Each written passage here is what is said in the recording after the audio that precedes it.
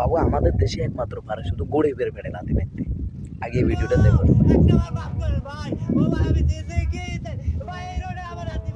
শুধু গরিবের পেটে লাথি মারতে হবে। গাড়িটা ভাঙার দরকার কি ছিল আপনার? তো বেকারত্ব জীবন আপনারা তো দিন দিন বেকারত্ব বাড়ায় কি করবেন? তাদেরকে চাকরি দিবেন না তাদের গাড়ির টাকা তাদেরকে ফেরত দিবেন? এমনি তো দেশ অচল হয়ে আছে, এমনি তো দেশে অচল হয়ে আছে, দেশে বেকারত্ব দিন দিন বাড়তেছে। দেশে বেকারত্ব চাকরি, যারা অনার্স কমপ্লিট করে, ডিগ্রি কমপ্লিট করে, মাস্টার্স কমপ্লিট করে চাকরির খোঁজে শুধু বসে আছে দিন দিন, মানে জুতা হয়ে যাইতেছে, কিন্তু দেশে চাকরি পাইতেছে না। কোনো রকম দিন এনে দিন খেতেছে, রিক্সা চালাইতেছে।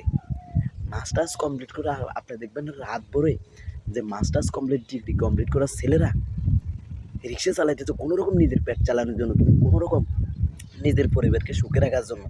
এই যে আপনারা বন্ধ করলে, যদিও বন্ধ করতেন, আপনারা ভাঙতেন বড় বড় যারা কুমির, সেগুলো রপ্তানি করতে দেশে আয় না, শুধু রিক্সাগুলো, অটো রিক্সাগুলো ঢুকাইতেছে, ব্যাটারি চালিত রিক্সা ঢুকাইতেছে, যে শুধু এইগুলোর বন্ধ করবে। আপনারা শুধু একমাত্র পারেন শুধু গরিবের পেটে লাথি মারতে, আর শুধু মধ্যবিত্ত পেয়ারের লাড়ি মারতে।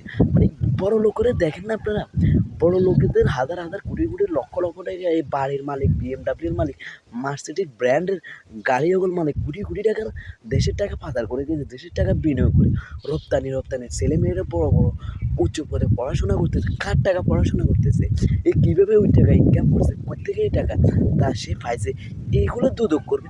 এগুলো আপনারা অনুসন্ধান, এগুলো আপনারা খোঁজ করে, এগুলো আপনারা বাইর করতে হবে। এদের টাকা আপনারা বিনিয়োগ করবেন দেশের মধ্যে, এটার টাকা আপনারা যে মানুষকে বিলিয়ে দেবেন, বা আপনারা এই দেশের টাকাগুলো আপনারা কাজে লাগাবেন। যেগুলো মেরে চলে গেছে দুদক দিয়ে এগুলো অনুসন্ধান করুন। আর আপনারা শুধু পারেন কি, শুধু গরিবের পেটে লাথি মেরে, ওইটা গরিবে কী করতেছে, গরিব কোনখান দিয়ে গরিবে একটা রিক্সা কিনে কোনো রকম পরিবার চালাইতেছে, একটা লোন নিয়ে একটা পরিবার চালায়, একটা কিস্তি নিয়ে একটা পরিবার। তাহলে আপনাদের আমাদের সরকারের থেকে তো টাকা নিয়ে যে রিক্সা কিনে নেয়, যে আপনারা যখন মন চায় তখন ভেঙে ফেলবেন, যখন মন চায় তখন আপনারা গাড়ি চালাতে, এটা তো কোনো আইনি নেই। আপনারা যে আমাদের প্রশাসন কয়েকদিন পর পর অভিযান চালায়, হাজার হাজার কোটি কোটি টাকার গাড়ি নষ্ট করে দিচ্ছে।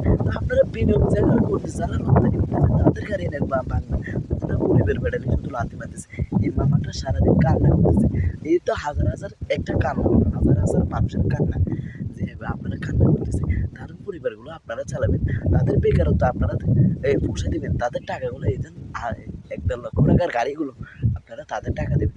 এমনি তো দেশে অচল হয়ে আছে, এমনি তো দেশের টাকা সবগুলো পাচার করেছে, দেশের টাকা দেশে নেই, সবগুলো বিদেশে পাচার করে। তা আপনারা মানুষগুলোর কী করবেন? এদের কদিন পর চুরি ডাকাতি ছিনতে বাইরে দেব, মানুষ রাস্তায় বাইরেতে পারবে না, কোনো একটা হাতের ব্যাগ নিয়ে বাইরেতে পারবে না। কোনো একটা হাতের ব্যাগ ছিনতে চুরি হয়ে গেলে যদি চোরকে ধরা, মানুষ গণপিটুনি দিয়ে আগে বলে যে তুই কেন যদি বলে যে আমি আগে রিক্সা চালাইতাম, আমি এখন চুরি করে খাইতে, তাহলে আপনারা এই প্রশ্নের জবাব কে দিবে? এই প্রশ্নের জবাবকে আমাদের সরকার দেবে না, প্রশাসন দেবে না, মানুষ দিবে।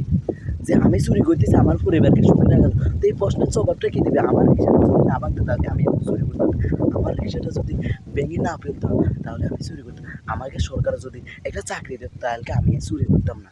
তবে মানুষগুলো মনে আঘাত দিতেছে, তাদের বেকারত্ব বাড়িয়ে দিতেছে, তাদের পরিবারগুলো না খেয়ে মারা যাবে। আমাদের সরকার তো তার প্রতিটা ঘরে দেখবে না যে যে এই মানুষগুলো কেমন আছে, আমাদের প্রশাসন তো দেখবে না যে এই পরিবারগুলো কেমন চলতেছে, দিনে আনি দিনে খাইতে পারতেছে না, মরে যাচ্ছে।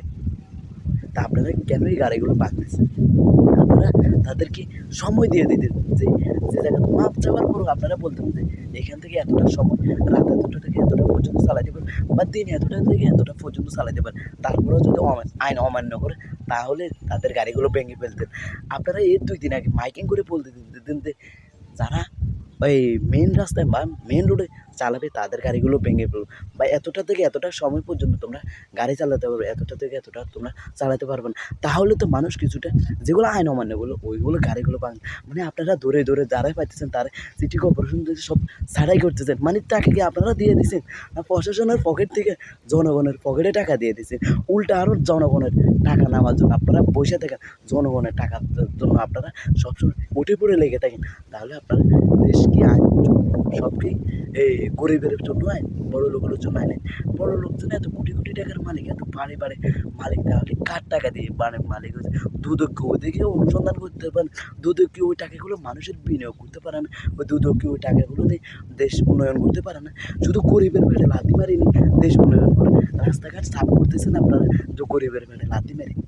এটা কি দেশের আইন হয়েছে? না এটা কি দেশের প্রশাসন? একটা গরিবের পেটে লাথি মারতেছেন আপনারা, আর আপনারা বলতেছেন আমরা ছাড়াই করতেছি, পুরো শহর সাফ করে দিতেছি।